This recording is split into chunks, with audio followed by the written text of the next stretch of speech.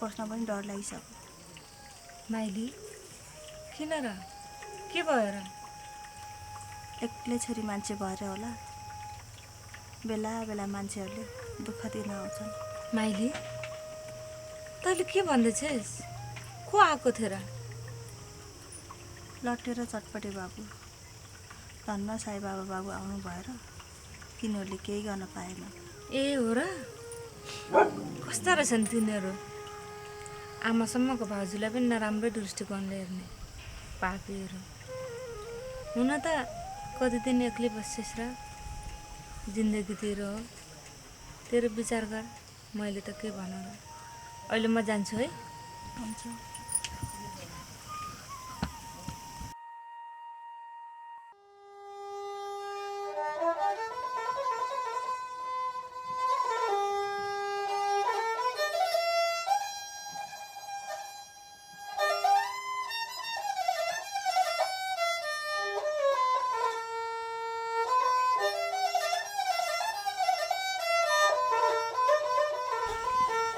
अब म यहाँ बसेर के गर्ने? जो मलाई जीवनभर साथ दिन्छु भनेर कसम खाएको मान्छे साथमा छैन।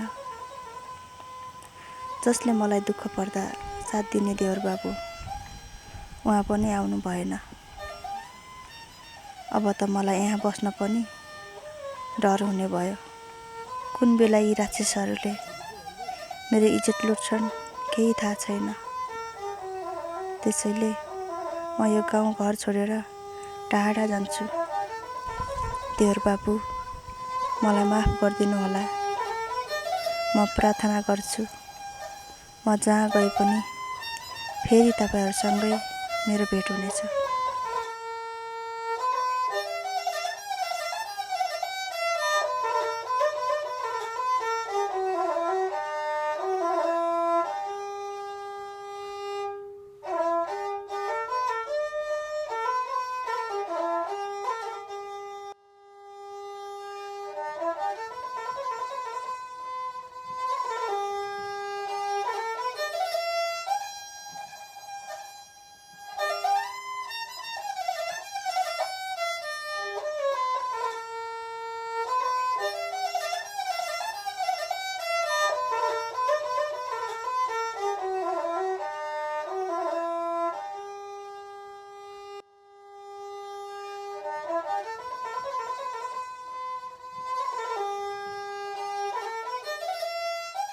भाउजू तपाईँ कहाँ जान लाग्नु भएको?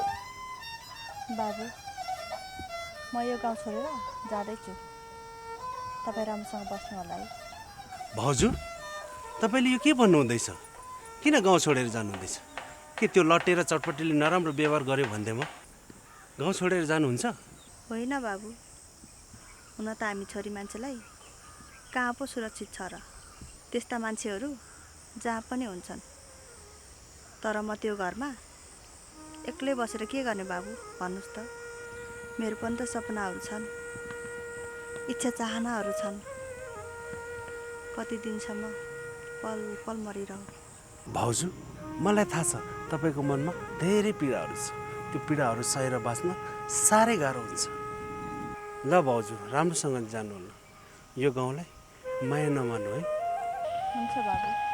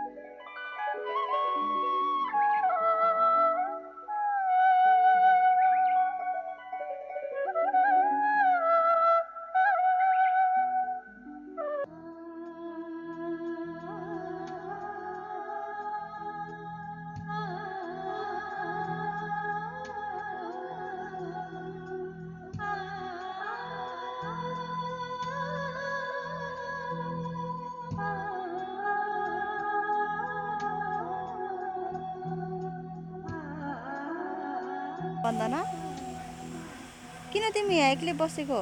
कहिले आएको घरबाट? आजै आएको भाउजू।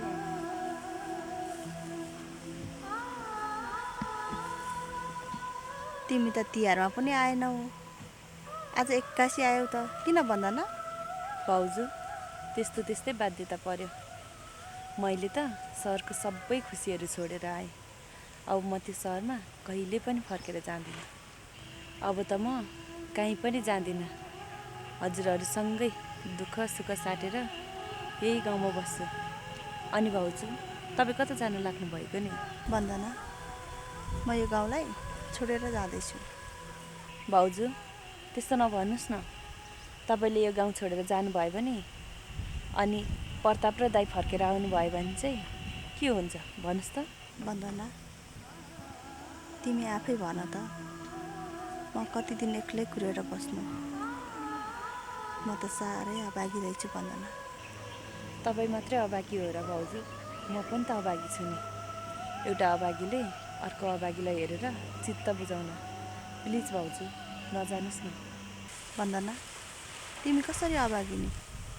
तिमीसँग सबै थोक छ, सबै चिज छ।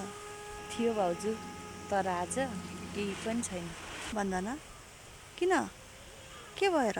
भाउजू जुन दिन म बिहे गरेर गएको थिएँ नि, त्यही दिनदेखि खुसी छैन। म त मेरो दुःख र पीडाहरू लुकाएर तपाईँहरूको अगाडि हाँसेको मात्रै थिएँ। अब त भाउजू सहन नसक्ने भएर माइती घरमा फर्केर आएकी। म पनि कहिले के काम परेर यो दसैँ तिहार पनि राम्ररी मान्न पाइनँ। यो लट्ठी कता गएछ? खोजेर आउनु पर्ला।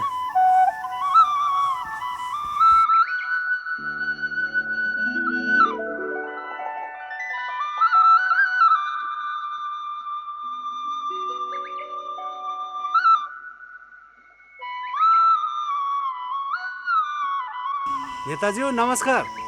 नमस्कार बाबु। कता हिँडिस् त साई बाबा? अनि सुन त साई बाबा, त्यो माइली कहाँ जान लाग्यो कि तँलाई थाहा छ? खोइ नेताज्यू, यो ठाउँमा बस्दिनँ भनेर जानुभएको। ए हो र? माइलीले गाउँ नै छोडेर जान लागि छ? अब के गर्नु? त्यो घरको मुख मात्रै हेरेर बसेर भएन। बुढो र देवर नभएपछि गएर ठिकै गरिन्। त्यो त हो नेताज्यू, त्यसरी घर छोडेर जानु त राम्रो होइन नि। उहाँ पनि बाध्यतामा पर्नुभयो होला। हामीले पनि साथ सपोर्ट गरेको भए यो गाउँ छोडेर जानुहुन्न थियो होला। तैँले भनेको नि ठिकै हो साई बाबा। अब ऊ यहाँ बसिन्जेल हामीले कहिल्यै राम्रो व्यवहार गरेनौँ। साथमा श्रीमान नहुनुको पीडा, त्यसमाथि हामी समाजले गर्ने घृणा कसरी सहन्थिन् त? साई बाबा, अब माइलीलाई हामीले कहिल्यै दुःख दिनुहुन्न। माइलीलाई पनि यो समाजमा सबैसँग घुलमिल भएर बस्ने वातावरण मिलाउनुपर्छ। जा साई बाबा, माइलीलाई लिएर आइज। बल्ल नेताज्यूले चित्त बुझ्ने कुरा गर्नुभयो। अहिले म जान्छु नेताज्यू। ल ल छिटो जा, नभेटाउलास् फेरि। वन्दना, तिमी यति धेरै दुःखी थियौ, अनि तिम्रो श्रीमान? मेरो श्रीमानले मलाई अल्पत्र पारेर गयो। उतैतिर बिहे गरेर बसेको छ अरे। मान्छेहरू किन स्वार्थी हुन्छन्? किन निष्ठुरी हुन्छन्? अरूको जिन्दगीसँग किन खेलवाड गर्छन्? तर तिनीहरूलाई कहिले पनि राम्रो हुँदैन। हो भाउजू, त्यसैले हामी नारीहरू आफ्नो खुट्टामा आफै उभिनुपर्छ। कुनै सिपमूलक तालिमहरू सिकेर आत्मनिर्भर बन्नुपर्छ। र यो समाजमा हामी नारीहरूले केही गरेर देखाउनुपर्छ। त्यसैले भाउजू, तपाईँ यो गाउँ छोडेर जाने कुरा नगर्नुहोस्। हिँड्नुहोस् जाम। नाइ वन्दना, म जाँदैन। भाउजू, तपाईँलाई त्यो घरमा बस्न डर लागेको होला। मेरै घरको छेउमा तपाईँको पुरानो घर छ। तपाईँ त्यहीँ बस्नु होला। त्यसपछि त हामी सँगसँगै हुन्छौँ। ए हो र? मैले त हाम्रो पुरानो घर छ भन्ने बिर्सिसकेको थिएँ। अब त जानुहुन्छ होला नि भाउजू? हुन्छ वन्दना, जाउँ।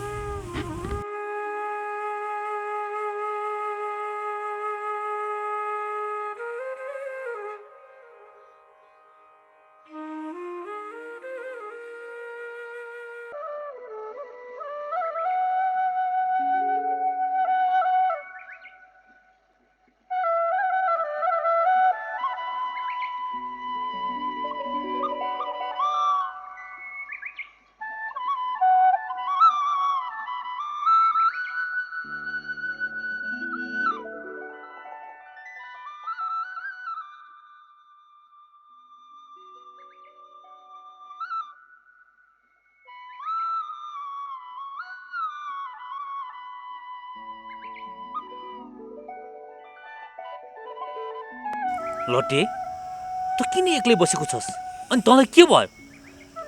अब के गर्नु नेताज्यू, तपाईँ पनि गाउँमा आउनु भएन अनि चटपटी पनि कहाँ गयो त्यसैले एक्लै बसेको नि नेताज्यू। अब के गर्नु त लटे, मेरो काम नै त्यस्तै छ। कहिले यता गयो, कहिले उता गयो, कहिले यो मिलायो, कहिले त्यो मिलायो। अब मलाई लाग्दैछ म अब राजनीतिबाट सन्यास लिएर बसौँ जस्तो लाग्छ। ठिक छ नि त नेताज्यू, राजनीति गरेर को चाहिँ उँभो लागेछ र? हजुर त काजी खानदानको मान्छे, अब गाउँकै सेवा गरेर बसे भइगयो नि।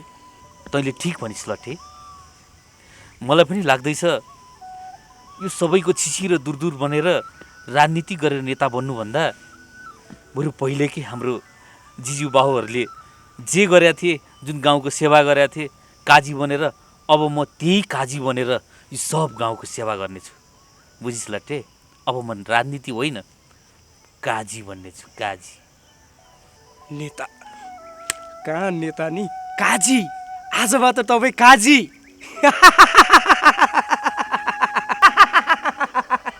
धेरै नहाँस लट्टे, अहिले यति चाँडै हाँसेर गर्नु पर्दैन, बरु हिँड जाउँ गाउँ।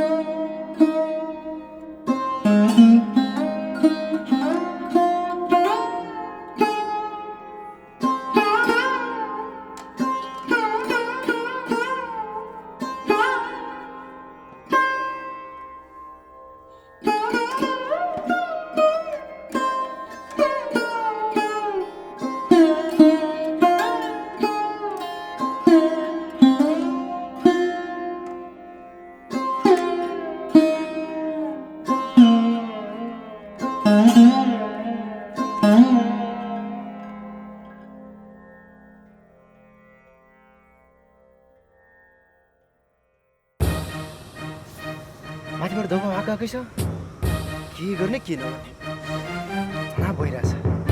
ठिकै छ, हिँड्छौँ।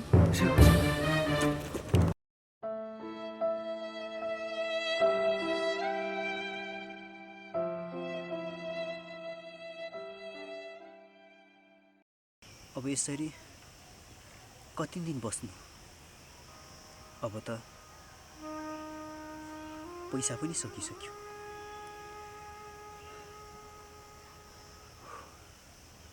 के खाने होला, कसरी बस्ने होला?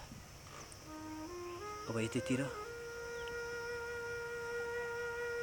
केही काम गर्नु पर्यो। अलिअलि पैसा भयो भने दाइले फेरि खोज्न सुरु गर्नु पर्ला।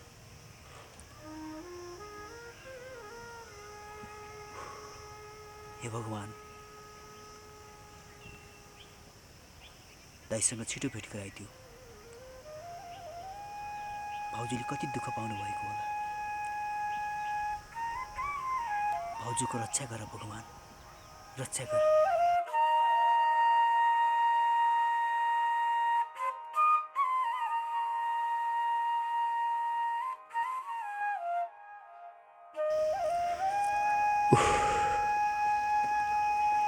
यो सहरमा बाँच्न साह्रै गाह्रो हुँदो रहेछ। कस्तो काम गर्न पुगेछु म। एकातिर पुलिसले खोजिरहेको छ, अर्कोतिर यहाँका केटाहरूले खोजिरहेका छन्।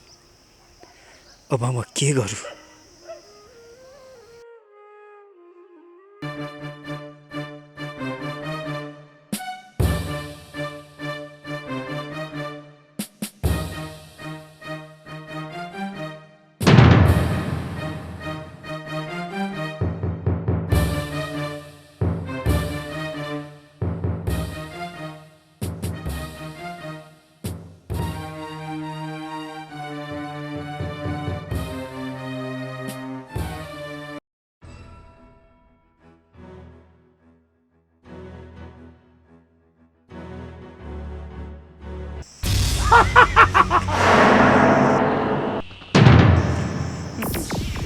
साले जेल गयो अब के हुन्छ तपाईँहरू हेर्दै गर्नुहोस्